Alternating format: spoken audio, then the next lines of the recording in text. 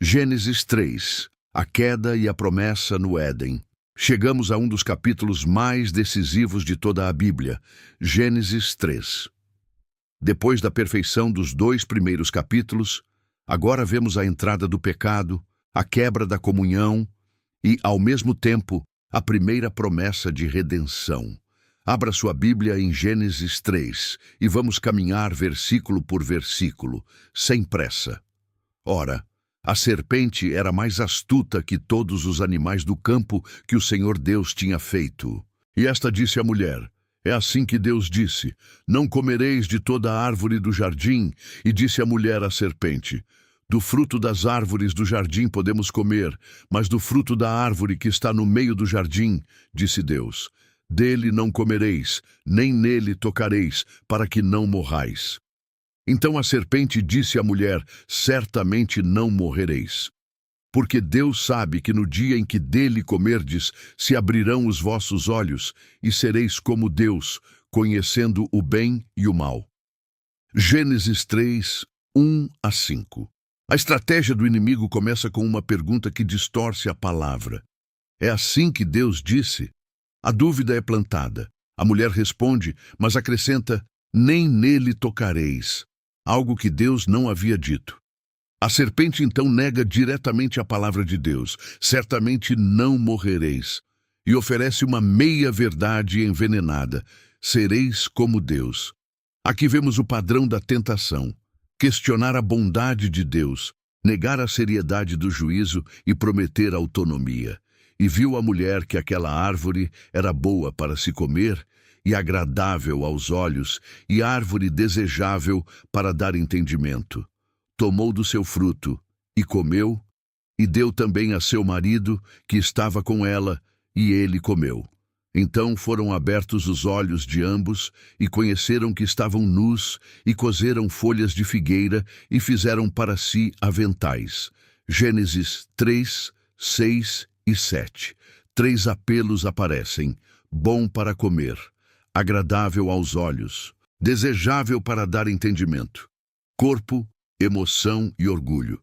O homem estava com ela e comeu. O resultado não é iluminação, é vergonha.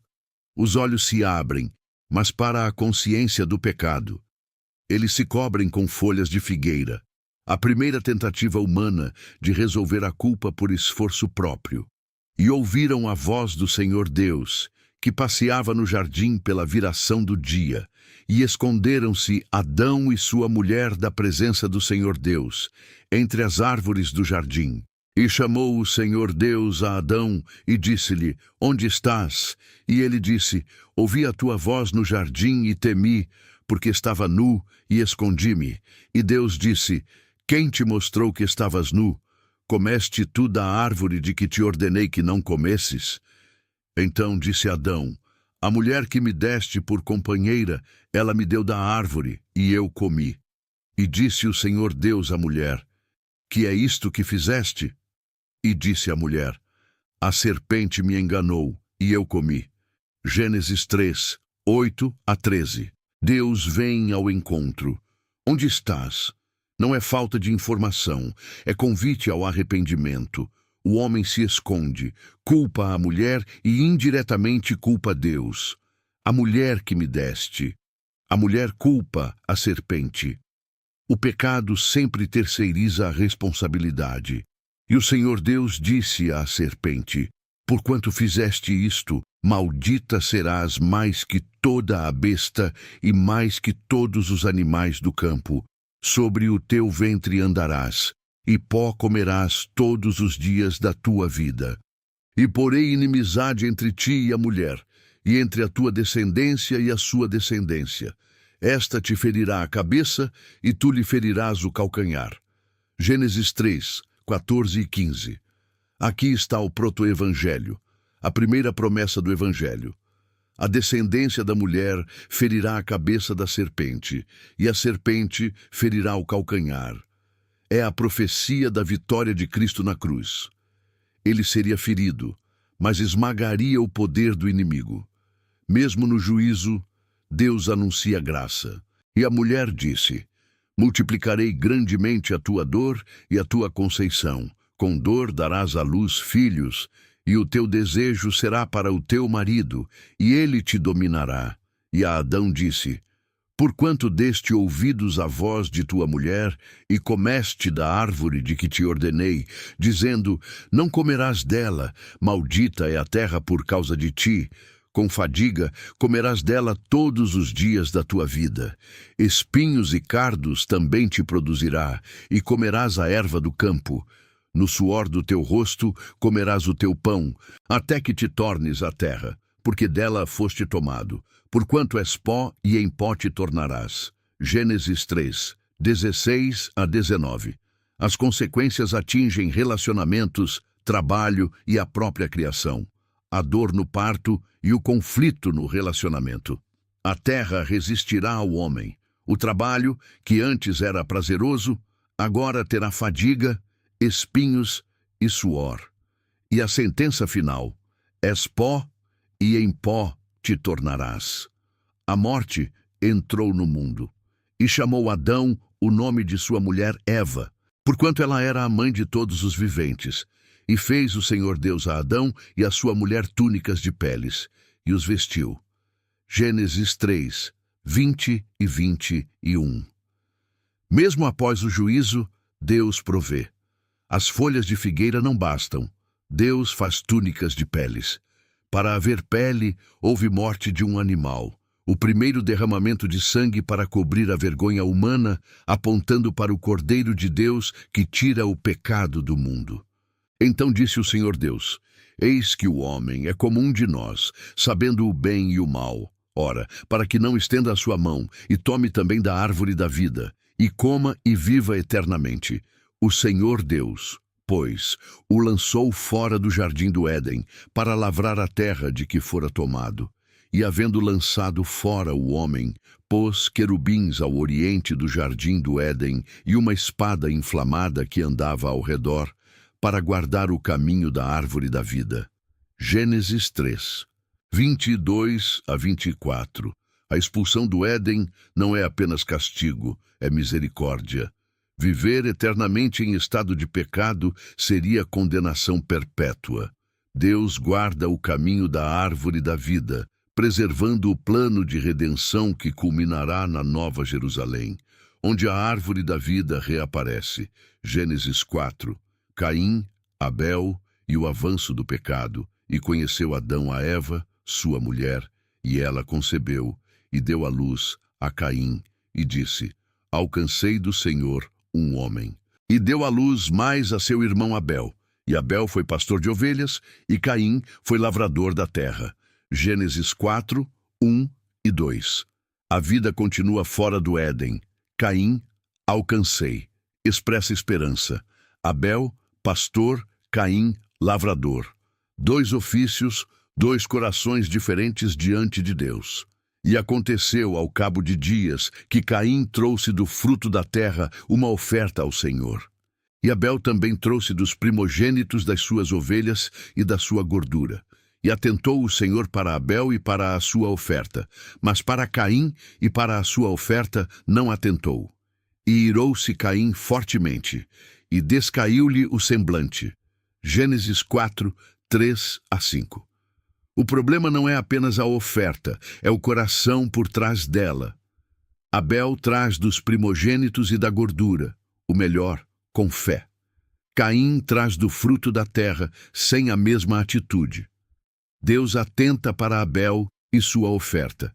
Para Caim, não. E o Senhor disse a Caim: Por que te iraste? E por que descaiu o teu semblante? Se bem fizeres, não haverá aceitação para ti?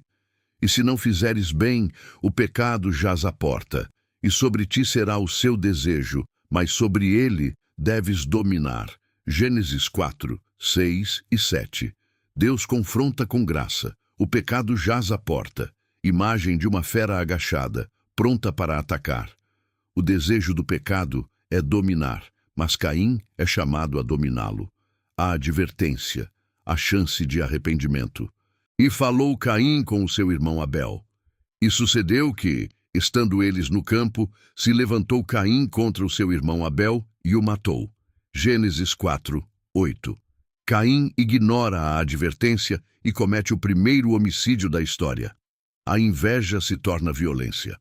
O pecado, que começou com desobediência no Éden, agora se manifesta em sangue fraterno. E disse o Senhor a Caim: Onde está Abel, teu irmão? E ele disse: Não sei. Sou eu guardador do meu irmão? E disse Deus: Que fizeste? A voz do sangue do teu irmão clama a mim desde a terra. E agora maldito és tu, desde a terra, que abriu a sua boca para receber da tua mão o sangue do teu irmão. Quando lavrares a terra, não te dará mais a sua força. Fugitivo e vagabundo serás na terra. Gênesis 4, 9 a 12. Deus pergunta como fez com Adão. Onde está Abel? Caim mente e ironiza. Sou eu guardador do meu irmão? O sangue de Abel clama por justiça. A terra, que recebeu o sangue, resiste a Caim. Ele se torna errante. Então disse Caim ao Senhor: Maior é o meu castigo do que posso suportar. Eis que hoje me lanças da face da terra, e da tua face me esconderei. E serei fugitivo e vagabundo na terra, e será que todo aquele que me achar me matará? E o Senhor lhe disse: Portanto, qualquer que matar a Caim, 7 vezes será castigado. E pôs o Senhor um sinal em Caim, para que o não ferisse qualquer que o achasse. Gênesis 4, 13 a 15. Caim teme a vingança. Não demonstra arrependimento. Mesmo assim, Deus estabelece um sinal de proteção, contendo a escalada da violência. É juízo, mas também misericórdia que refreia o caos. E saiu Caim de diante da face do Senhor e habitou na terra de Nod, ao oriente do Éden. E conheceu Caim a sua mulher, e ela concebeu e deu à luz a Enoque. E edificou uma cidade e chamou o nome da cidade pelo nome de seu filho Enoque. Gênesis 4, 16 e 17. Caim se afasta da presença do Senhor e funda uma cidade. A civilização avança, mas com uma raiz de ruptura espiritual. E a Enoque nasceu Irade, e Irade gerou a Meujael, e Meujael gerou a Metusael, e Metusael gerou a Lameque, e tomou Lameque para si 2 mulheres. O nome de uma era Ada, e o nome da outra Zilá. E Ada deu à luz a Jabal. Este foi o pai dos que habitam em tendas e têm gado. E o nome do seu irmão era Jubal.